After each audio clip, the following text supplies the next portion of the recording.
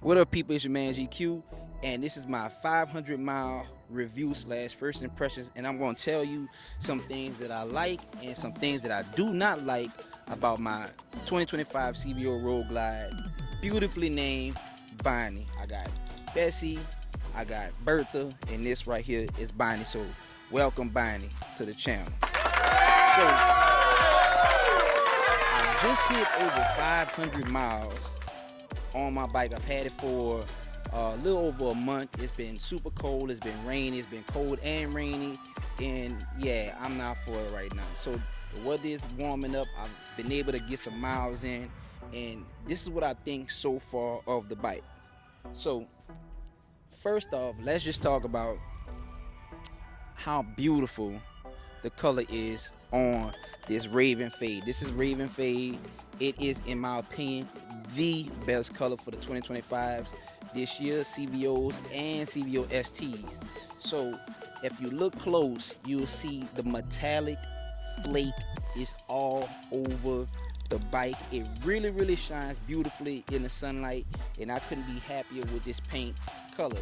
Now, on the flip side of that, rest in peace to the CVO STs, because the only one that's saving them is the Rally Red, and that hot lap is just not cutting it this year. I don't care what nobody say. I'm not a fan. It's my opinion. It's my humble opinion. Y'all can have that one. I'm a rock with this one right here. So back to the paint. Paint is beautiful. You can see the fade from dark to light and back to dark in some areas, like on the chin spoiler. And it reminds you of the Mako fade that came out a couple of years ago. But this one obviously is a little bit better. I don't think the Mako had as much metallic in the paint as this one does. Let's get over some of the things that I do not like about this bike so far. So as it comes from the factory, I'm used to riding bikes that have lowers on it. All of my bikes have had lowers on it, and this bike coming from the factory without lowers is definitely gonna take some getting used to, because it blocks a lot of wind, it blocks rain, and it blocks debris. And when you're traveling a lot of miles, that's something that, in my opinion, is needed for my comfort. Can't speak for everybody else, but that's something that I don't like. Like, I wish it came from the factory with lowers, but I know lowers not for everybody. Stay tuned. I'm gonna have some lowers on this thing. I don't care how ugly people say they look, what they look like, or whatever. Listen, they going on here because I need that comfort. Another thing that's gonna take me some getting used to. No, I'm not gonna even say it's gonna take me getting used to. Another thing that I don't like about the 2025, or just to be honest, the new model style this year and previous years, is windshield. It ain't blocking nothing. It ain't blocking nothing. I mean, I really feel like it's decorative at this point. You're definitely gonna need to switch up and get a new windshield of your choice from whatever company, or even Harley or whoever. You need something that's gonna block a little bit more wind, because if you look at the bike, I'm gonna clamp this real quick. And I set the bike up. It is literally like that wind is coming right into my face. Just going back, that windshield is not gonna block anything. You're definitely gonna have to change that. And since I took a decent road trip about 2.5 hours away last weekend, I was really getting a lot of that wind hitting my helmet, a lot of wind buffeting, and that wasn't really comfortable. So you're definitely gonna need to change that. On top of that, as beautiful as this seat is, it got to go. I need comfort over style, and it's beautiful. Got the suede, it got whatever other kind of material it is, got the nice accent colors and stuff. But after 2.5 hours, almost 3 hours, my buns was killing me. I made it, but this is not a touring seat. This is pure looks. in my humble opinion. So you definitely gonna need to get you a better seat. But I mean, hey, it is what it is. Most people change them out anyway. One of the things that I really enjoy about this bike, I really feel like this bike is made for me. The way I sit in the bike, I sit on the bike, the bar positioning and stuff, it's like it's literally made for somebody like me. My size, my weight, my height, so on and so forth. And when you look at it, I'm flat-footed for the most part. Well, I ain't gonna say for the most part, flat-footed. The bar position is pretty good. It looks like this bike was made for me. It definitely was made for me. Love this. We're pretty much done almost with the things that I don't like. Another thing that I'm not necessarily a fan of is the exhaust. I mean, you go to sounding like you were on the Jetsons. You know that spaceship that was in that. That's what it sounds like with the exhaust. So obviously, that's gonna go. I'm gonna put something on there that got a little bit more bark, because I need that when I'm pulling. I need people to see me and hear me when I'm coming.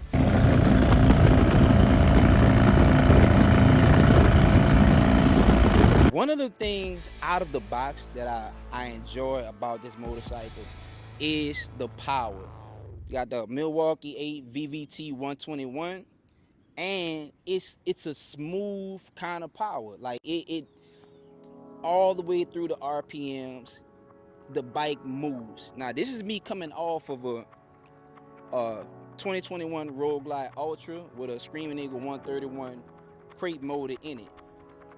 I'm not saying which one is faster or slower, but what I will say is, power-wise, this bike is probably quicker, for sure, and it's lighter, for sure.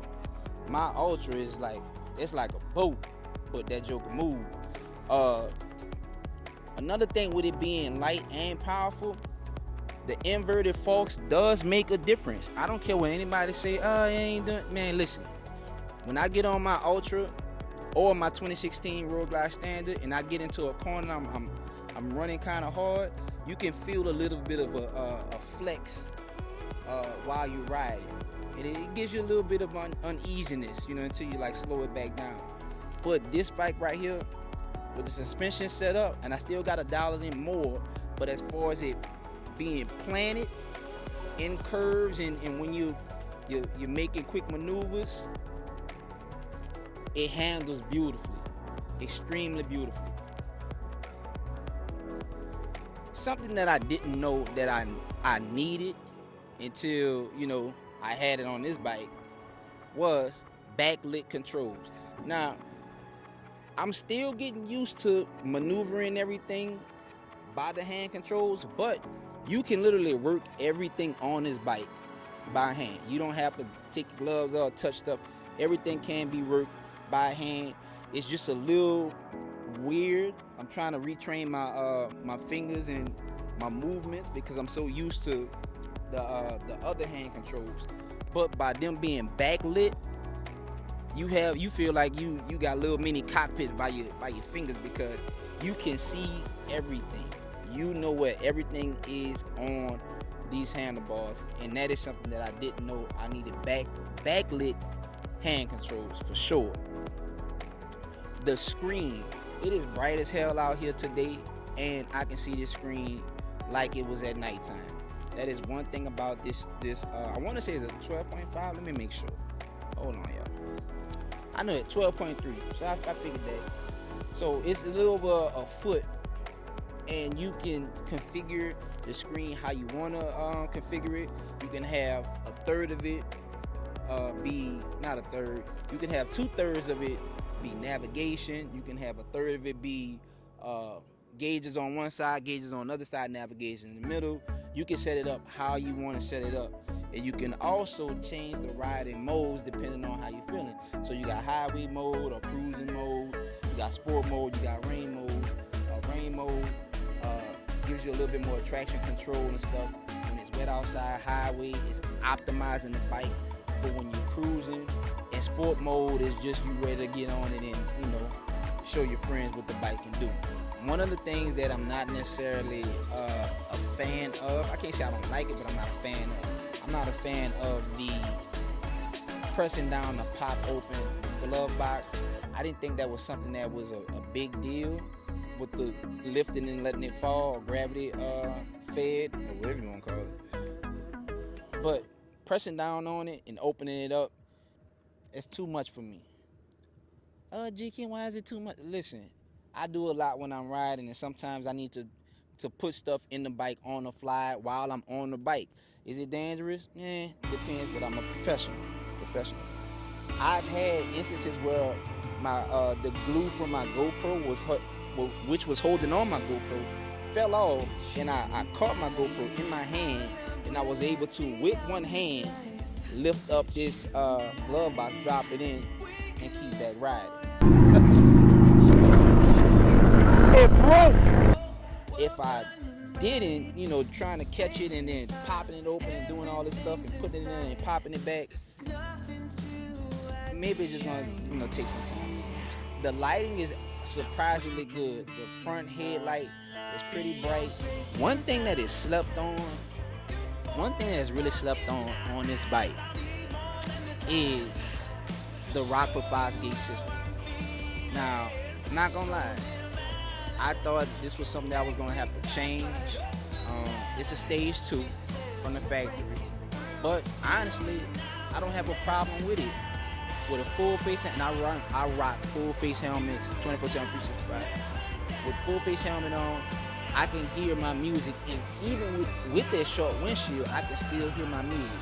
Now, when I change the pipes and stuff, will I still be able to hear it? I believe I will.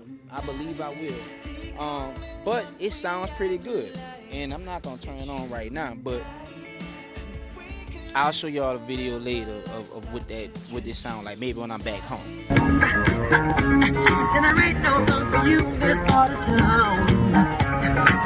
Very, very, very impressed with the sound system. It's a lot of doggone people coming back here today, so yeah, it's a lot of land cruisers and rovers coming back here. No, you're not blocking it.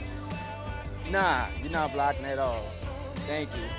So one of the things, and one of the most important things that I need when I'm traveling is fuel economy and fuel efficiency. Like I said, I just took a 2.5 hour, 3 hour ride last weekend, and I was running pretty good. I was running pretty hard, and I was still getting well over 230, 40 miles to the tank, and I'm running. Like, when I say I'm running, trust me, I'm running. So being able to get as much as I can out of my gas and my fuel mileage, I cannot complain about this at all. Combination of the reworked motor, VVT, whatever they did to it, this joker is fuel efficient, and it gives you a lot of power out of the box. This thing moves. So that will pretty much wrap up my 500-mile review, first impressions on the 2025 CVO Road Glide. If you haven't, go ahead to one of your local dealerships and check one out. Get on it, throw a leg over it, go for a test ride, see what you like about it. What is your favorite CVO colorway this year? Let me know in the comments. Let me know what you think about them. And if you haven't already, please register for Unleash the Peace 2025 right here on the lake in New Orleans. Please visit www.peacearmyworldwide.com. Register for the ride, and I'll see y'all here in New Orleans. And this is your man GQ telling you guys to be safe, be cool, and most importantly, be you, and peace out until we meet again.